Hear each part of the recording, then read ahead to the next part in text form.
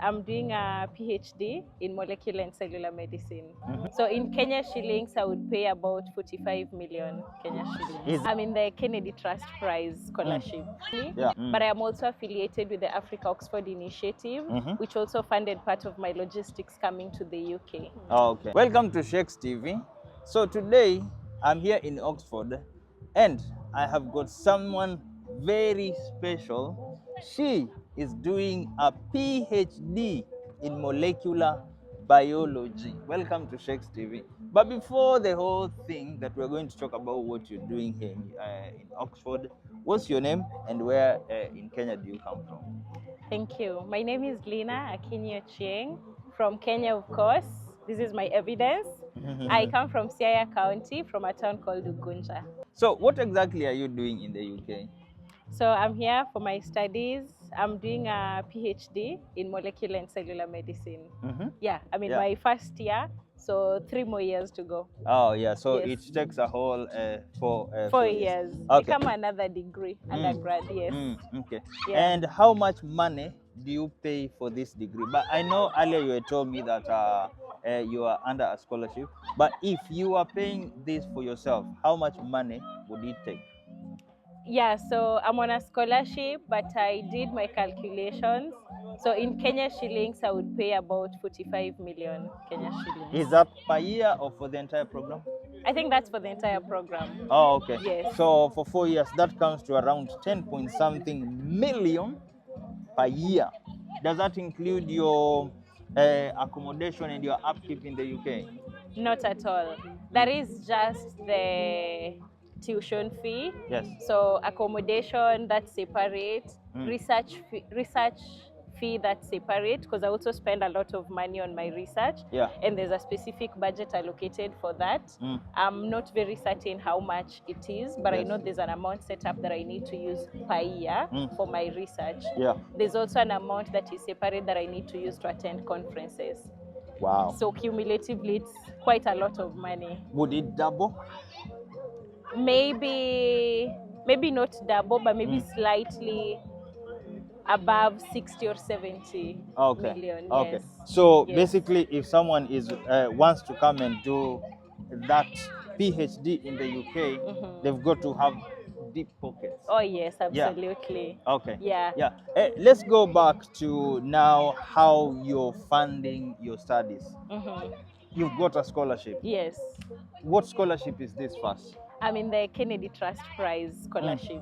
Yeah. Yeah, so it's a studentship program by the Kennedy Network. Yeah. So Kennedy Network is a network that funds research, specifically within the Kennedy Institute of Rheumatology, which is here in Oxford. Okay. Yeah, so that is the scholarship that funds me. But I am also affiliated with the Africa Oxford Initiative, which also funded part of my logistics coming to the UK. Oh, okay. Yes. Yeah. So okay. So basically, these two foundations are funding your PhD. Yes. Are you like? Are they funding everything? Your accommodation, your upkeep, your tuition fees, your research fees, everything, 100%. Yes, they find everything. My tuition fee is paid. I have no idea how it's paid. I just know it's sorted. I have a specific amount allocated for my research, so my supervisor knows, we know how we work around that, and then I receive a monthly stipend to pay for my accommodation and my living expenses. How much money, if you don't mind? No, I can't disclose that. Okay. Yes. Right. But of course, you can't complain. It's you're living off it. You're comfortable and you're happy. Comfortable for a student. Yeah, but not labda mimi napenda pesa sana. Okay. Yeah, but for a student, it's a good amount. I'm able to pay my rent, sort my bills, and a few savings here and there. Travels. So I can't complain. Exactly. Okay. Yeah. You know, it's extremely difficult for people in Kenya to find these scholarships. Yeah. How do you get 2 scholarships? People are struggling to get one. So I didn't necessarily get 2 scholarships. So the scholarship that I am on, the way it works is that it mainly funds students who are here, but for overseas students from Africa, they take 1 African student every year. So in that case, you get affiliated by the Africa Oxford Initiative. So I didn't have to apply for 2 scholarships. I just applied for one, and it comes as a package. So the first one, is it the Kennedy one? Yes, Kennedy is the main scholarship that funds me. Yeah. But because I am the only African student they took in last year, I am affiliated with AFOX. In the entire 54 countries of Africa, they came to Kenya in Siaya, and they picked you. Yes. So they didn't necessarily come. I did the application. Other people did an application. I'm not so sure how many people. Thousands, I'm sure. Yes, but for this specific scholarship that I am on, they only take 1 African student every year. So is there a specific time during the year that someone should actually check the Kennedy website that maybe they are likely to find it open for applications? Yes, so the applications open in September, early September, and the application runs until December, around the first week of December, thereabout. Yeah. But you're free to check the website anytime, just to familiarize yourself with the topics and the projects that are studied at the Kennedy Institute. Yes. But the specific projects that are open for the next academic year will be advertised in September when the applications open. Okay. Yeah. Do you have to pay to apply? Yes. So when making the application, you pay the normal fee that is paid to make an application to Oxford University. And I think it's cheaper for PhD applications than for master's applications. How much I can't money? remember what exactly it is for master's, but for PhD, I paid 4,000 Kenya shillings thereabout. Okay. Yeah. That's quite affordable. Yeah. And then what other criterion should you have for you to apply? Do you need to have a master's? Do you need to have a project in Kenya or experience? Yeah, what do you really need to have for you to apply? So in my experience, you don't need to have a project in Kenya because you're applying to a project that is already advertised and it is being done here. So if you get the chance, you're coming into a project that was already established. So you're only just coming to do the part of that project that you're meant to do for your PhD. You don't necessarily need a master's to do a PhD in Kenya. I mean, to do a PhD in the UK. Yeah. But for my case, since I had a master's degree, that was used as a waiver so that I don't do the English test. Oh, okay. Yes, okay. So if you performed so well in your undergraduate and you have some research experience, you can apply directly to a PhD without doing a master's degree, but then you will have to do the English test. But if you have a master's degree that was taught in English, then you don't have to do an English test. Okay, yeah, so you had to verify your degrees through, is it NARI? No. So what happens is that your university in Kenya should send your transcripts directly to Oxford. Oh, is just that easy? Yes. Okay. Yeah, okay. So that is their way of verifying that whatever you're providing is a legit one. Yeah. Yeah. Right. Let's go back to your master's. So what master's did you do? I did a master's in immunology. Oh, wow. Yes. Wow. Yes. I mean, myself, being a nurse, because I also did some bits of immunology, I think in my first and second year. And to be honest, it was quite hard. And I passed, but I would say almost barely. And you are doing an entire master's in immunology. You must be very smart. I would not agree. I mean, I would not disagree that I am smart. But in my experience, since I did a 2-year master's by research, and of course immunology was hard, so I did my master's in Pwani University, then I did my research at the Kemri Wellcome Trust in Kilifi. Yeah. I must say that it is not easy, but with good guidance and with good supervision, then you get a good foundation in research, such that you're able to maneuver through it whether or not it is easy. Yeah. Okay, so research is something that you've always wanted to do? Absolutely. Yeah. Yes. What was your first degree? Biotechnology from JKUAT. Oh, okay. Yes. Okay. Yeah. I mean, biotechnology is, I don't really think it's a very common degree that I've had so many people do. Yeah. But you have used that as a foundation to do these great things. Yes. Yeah. So, yeah, I wanted to do research from Kitambo Sana. I knew I wanted to do a biological course. But I wanted to do a biological course within that studies like the human immune system. But when I was making my application undergraduate, it's called CUSPS.